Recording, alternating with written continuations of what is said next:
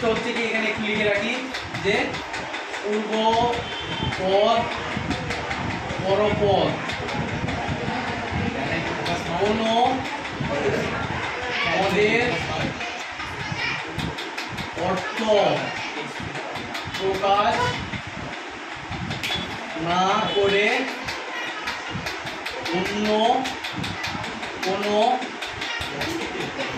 অর্থ প্রকাশ করে। তাহলে বহুব্রী সমাসের মূল বৈশিষ্ট্য কি, যে এই পূর্বপদ যদি যে একটা সমাস যদি নেই যে পায়ে বেরি, ঠিক আছে, ভালো করে খেয়াল করো। এখানে পূর্বপদ কোনটা? পায়ে। আর পরপদ কোনটা? বেরি। এখন পায়ে বেরি, এখানে পা বুঝাবে না, বেরি কেউ বুঝাবে না। পায়ে বেরি যার, কার পায়ে বেরি থাকে? হ্যাঁ, বেরিটা কার থাকে? পাগলে, বুঝাচ্ছে পাগল। তাহলে পায়ে বেরি দ্বারা কি বুঝাচ্ছে? একদম পাগল। দেখো এই পূর্বে পা বুঝাবে না, বেরিও বুঝাবে না, কি বুঝাচ্ছে? পাগল। আবার এরকম যদি বলি হাতে বেরি, তাহলে কি হবে? হাতে কার বেরি থাকে? হ্যাঁ, আসামির বেরি থাকে। তাহলে উত্তরটা হচ্ছে আসামি। তাহলে দেখো মূল যে বিষয়টা দাঁড়াচ্ছে, এই পূর্বপদ এবং পরপদ কোনো পদের অর্থ প্রকাশ না করে পূর্ণ অর্থ প্রকাশ করে, এরকম যদি বোঝায় তাহলে সেটা কোন সমাস হয়? বহুব্রী সমাস। আচ্ছা, বহুব্রী এটি নিজে কোন সমাস হবে? দেখো তো, বহু মানে কি? বহু মানে অনেক, আর ব্রী মানে হচ্ছে ধান। ব্রী মানে কি? ধান। তাহলে অনেক ধান আছে যার, কার আছে?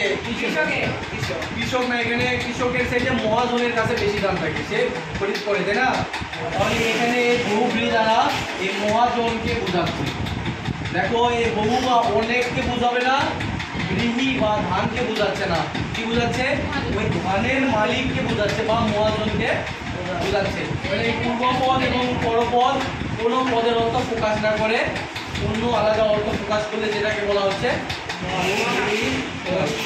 কানে খাটো। আচ্ছা, তারপর গায়ে হলুদ, ঠিক আছে। তারপরে দশা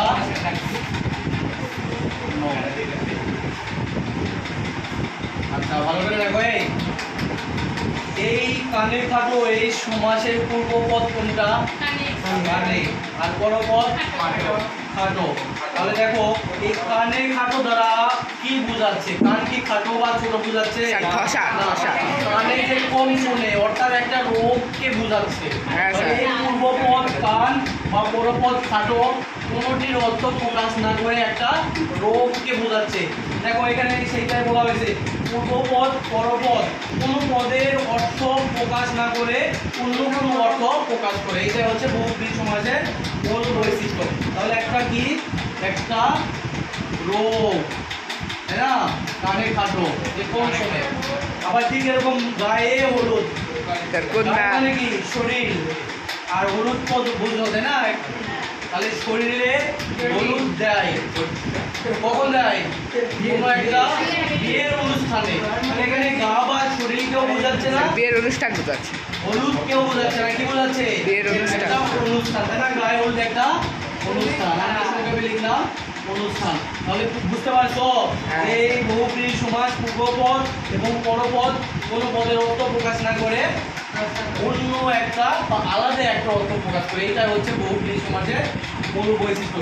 ঠিক এরকম একটা আছে, দেখো দশানন, ঠিক আছে। তোমরা এটাকে যদি এভাবে আলাদা করি, 10 প্লাস আনন দাঁড়াবে, 10 প্লাস আনন, ইন্টিগ্রাল হবে কি? দশানন। এইটা একটা সমাস।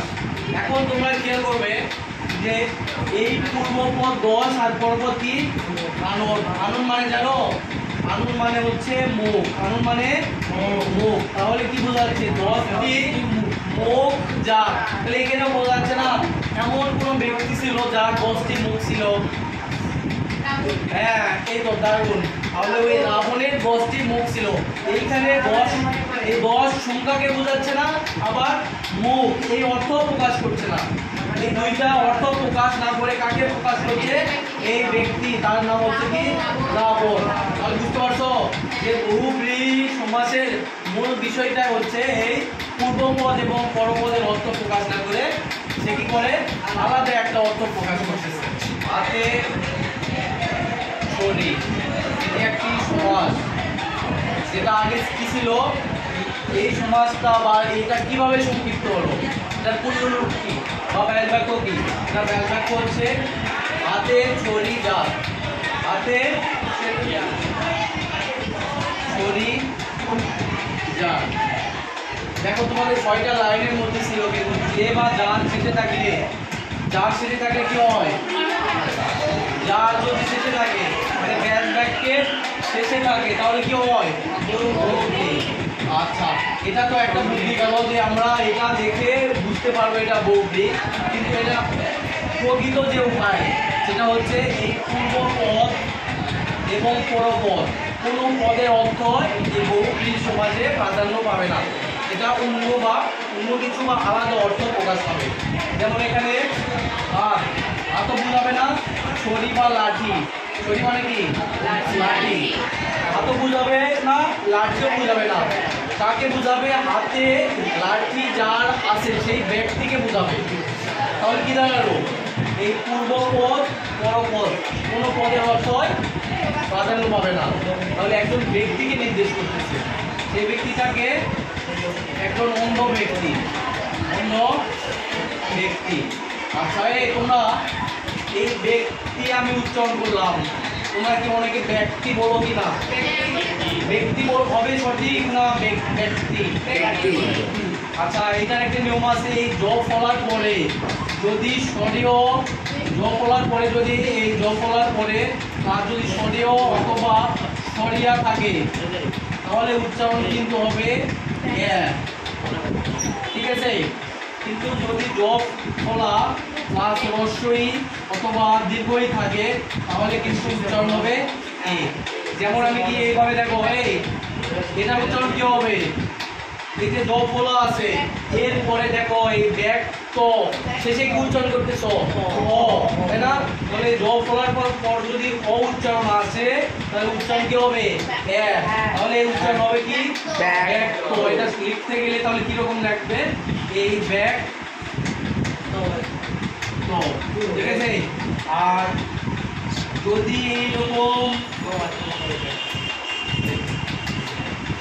আর একটা সমাস আছে ব্যতিহার, ঠিক আছে। এই সমাস তোমরা এখনো শিখনি।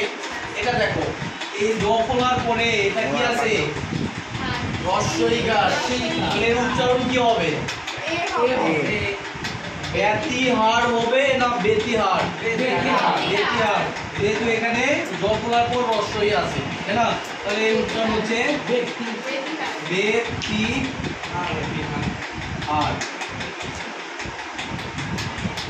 লিখতেছে না ব্যতিহার, ঠিক আছে।